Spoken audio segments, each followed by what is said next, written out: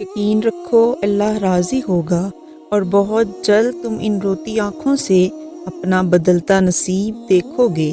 تمہاری ان ضبط کردہ نگاہوں کے لیے اللہ کے پاس بے شمار وسیلے ہیں۔ تمہارے اس صبر کردہ وجود کے لیے اللہ کے پاس ہزاروں معجزے ہیں۔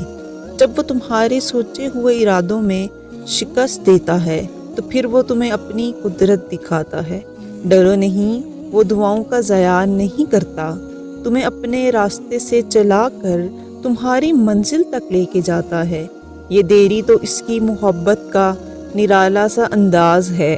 صبر رکھو، ایک راستہ بند ہونے کے باوجود اس کے پاس تمہاری دعائیں مکمل کرنے کے لیے ان گنت طریقے ہیں۔ اگر وہاں سے نہیں جہاں سے تمہیں امید تھی تو اب وہاں سے دے گا جہاں سے تمہیں گمان بھی نہ ہوگا۔ وہ جلد ہی کن کہے گا اور تمہارا بکھرا ہوا وجود پھر سے سمٹ جائے گا۔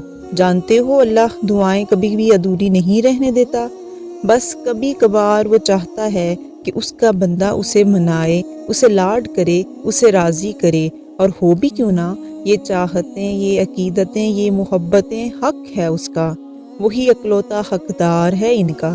وہ تو ناراض بھی ہو تب بھی محبت کرنا نہیں چھوڑتا۔ اس کی تو ناراضگی بھی اتنی پیاری ہوتی ہے، ضد تو ہم کرتے ہیں، وہ تو راضی ہو جاتا ہے اور پھر اتنا عطا کر دیتا ہے جس کے ہم قابل بھی نہیں ہوتے۔ اور پھر تمہیں ایسا کیوں لگتا ہے وہ تمہیں نہیں سنتا؟ وہ جس کی دسترس میں دو جہانوں کی بادشاہت ہے، اس کے لیے بھلا تمہاری تکلیف کو دور کرنا کیا مشکل ہے؟ تم ایک دفعہ ہاتھ تو اٹھاؤ، بس ایک دفعہ جھولی تو پھیلاؤ۔ پہلا سجدہ اس کی چاہت کا کرو گے نا تو دوسرے سجدے میں وہ تمہیں تمہاری چاہت سے نواز دے گا۔ بس ایک دفعہ اللہ کو اللہ کے لیے چاہ کر دیکھو اور پھر دیکھو ہوتا کیا ہے۔ کیونکہ کبھی کبھار دل اتنا باری ہو جاتا ہے کہ تکلیف کے مارے زبان سے ایک لفظ بھی نہیں نکل پاتا، مگر پھر بھی ہم اس امید کے ساتھ اللہ کے روبرو جاتے ہیں کہ وہ خاموشی کی زبان بھی سنتا ہے، وہ ان آنسوؤں کی آواز بھی سنتا ہے، وہ اس تڑپتے ہوئے دل کا حال بھی جانتا ہے۔ یہ غم کے وہ لمحے ہوتے ہیں جب ہم اللہ کے بہت قریب آ جاتے ہیں، اتنا قریب کہ ہمیں اس کی سرگوشی بھی سنائی دیتی ہے اور اس کی آغوش بھی محسوس ہوتی ہے۔ سارے فاصلے تب ختم ہو جاتے ہیں، پھر وہ آہستہ سے ہمیں اپنے قریب کر لیتا ہے اور اپنی محبت سے ہمارا دل بھر دیتا ہے۔ تب ہمیں محسوس ہوتا ہے کہ جتنا سکون اس کی قربت میں ہے، اتنا سکون کائنات کی کسی قربت میں نہیں۔ بعض اوقات وہ دعائیں ہمارے سامنے آ کھڑی ہوتی ہیں جو ہم نے کبھی زبان سے مانگی ہی نہیں ہوتی۔ بعض اوقات مدد ان راستوں سے آتی ہے جہاں سے ہمیں گمان بھی نہیں ہوتا۔ بعض اوقات ہمیں یوں لگتا ہے جیسے ابھار ہی مقدر ہے، لیکن پھر اچانک میدان کی ہوا بدلتی ہے اور فتح سے ہمیں ہمکنار کر دیا جاتا ہے۔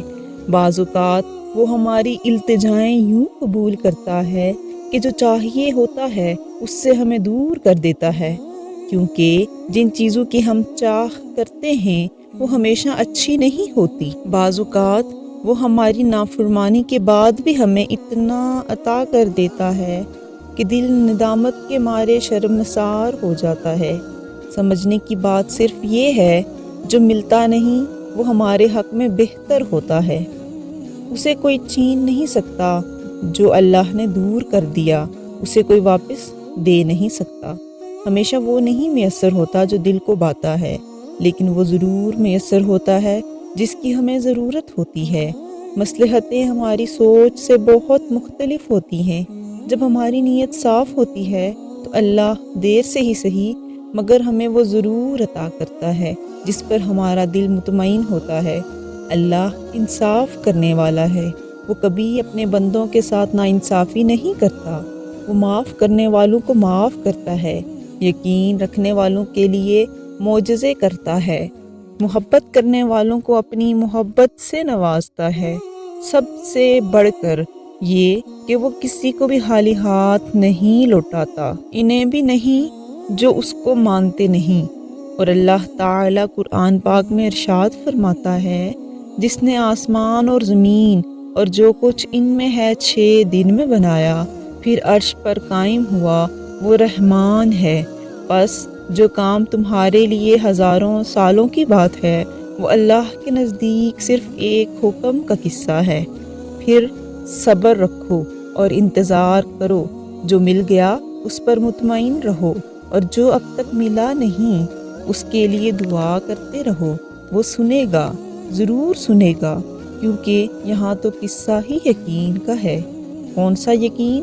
انتظار کا یقین، اللہ پر توکل کا یقین، اور جیت انہی کی ہوتی ہے جو اللہ پر توکل کرتے ہیں، کیونکہ اللہ پاک نے قرآن پاک میں فرمایا ہے، اور تم مجھے ویسا ہی پاؤ گے جیسا میرا گمان کرو گے۔